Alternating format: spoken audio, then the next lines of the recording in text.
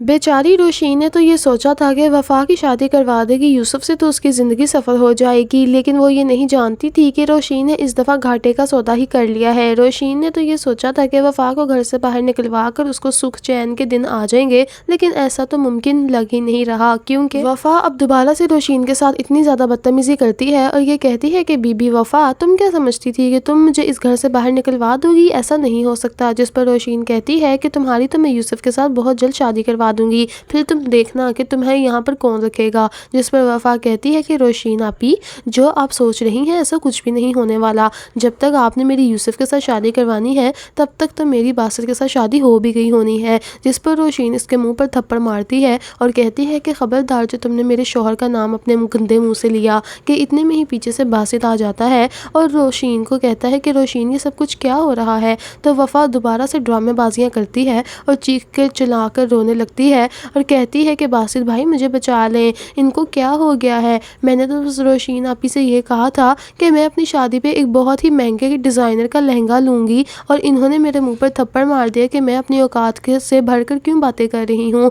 जिस पर रोशीन कहती है कि बासित ये झूठ बोल रही है, ये बकवास कर रही है, ये आपको मुझसे छीनना चाहती है और इसने ये बात का इजहार भी मुझसे किया है। जिस पर बासित रोशीन को कमरे में ले जाता है और ये कहता है कि बस कर दो रोशीन, तुम क्यों उस बेचारी के पीछे ही पड़ गई हो, वो तो तुम्हें कुछ कहती भी नहीं है। जिस पर रोशीन कहती है बासित आप नहीं जानते, ये बहुत ही शातिर किस्म की औरत है और ना सिर्फ ये बल्कि इसकी माँ भी इसके साथ मिली हुई है। ये जो जो हरकतें करती है इसकी माँ इसको बिल्कुल भी नहीं टोकती और ना ही इसको रोकती है कि ये क्या कर रही है। जिस पर बासित कहता है रोशीन मैं सोच भी नहीं सकता था तुम इतनी घटिया सोच रखती हो। जिस पर रोशीन कहती है बासित ये तो वक्त ही बताएगा कि मैं सच बोल रही हूँ या झूठ बोल रही हूँ। खैर अब दूसरी तरफ रिदा को भी होश आ जानी है, क्योंकि रिदा बहुत दिनों से बेहोश होकर लेटी हुई थी। रिदा ये सोचती है कि अब दोबारा से अपने घर वापस चली जाएगी और अपने घर वालों से हाथ जोड़कर माफ़ी मांग लेगी। रिदा उसका अजाला तो नहीं कर सकती जो जो जेवरात सलमान लेकर चला गया है, लेकिन अपने घर वालों से बहुत ही सिंसियर तरीके से माफ़ी तो मांग सकती है ना।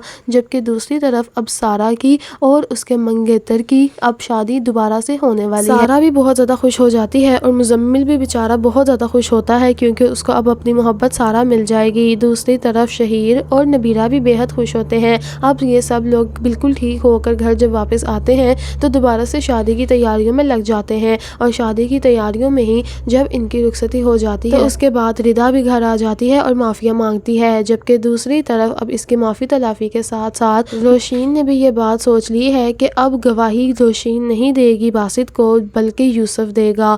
यूसुफ को अब वो फ़ोन करती है और ये कहती है कि यूसुफ मुझे नहीं लगता कि ये वफ़ा तुमसे शादी करने का इरादा रखती है। उसने मुझे साफ साफ अल्फाज में कह दिया है कि वो मेरे शौहर बासित से शादी करेगी। जिस पर यूसुफ कहता है रोशीन अगर ऐसा है तो अब बताएं मैं क्या करूं, अगर वफ़ा मेरे हाथ से चलेगी तो मैं क्या करूंगा, ऊपर से बासित भाई भी ये होने नहीं देंगे। तो रोशीन कहती है कि उस दिन जब तुम लोग रेस्टोरेंट में मिले थे उसकी पिक्चर्स हैं तुम्हारे पास। तो यूसुफ कहता है जी जी मेरे पास वो पिक्चर्स भी हैं और मेरे पास जब ये पुराने घर में होती थी वफ़ा उसकी भी पिक्चर्स हैं। तो रोशीन कहती है कि ये सारी पिक्चर्स तुम ले आओ और ख़ुद आकर बासित को दिखाओ और बताओ कि ये तुम्हारी कितनी पुरानी जानने वाली है और तुम्हारे साथ इसका कितना पुराना अफेयर चल रहा था। तो दोस्तों आने वाली लास्ट एपिसोड्स जो इस ड्रामा की रह गई हैं बहुत ज़्यादा इंटरेस्टिंग होने वाली हैं। आने वाली लास्ट एपिसोड्स में मज़ीद क्या क्या होने वाला है अगर आप लोग भी जानना चाहते हैं तो हमारे चैनल को सब्सक्राइब कर लीजिएगा, वरना तो आप गुम हो जाएंगे, फिर कहाँ ढूंढते फिरेंगे हमारे चैनल को। अल्लाह हाफिज़।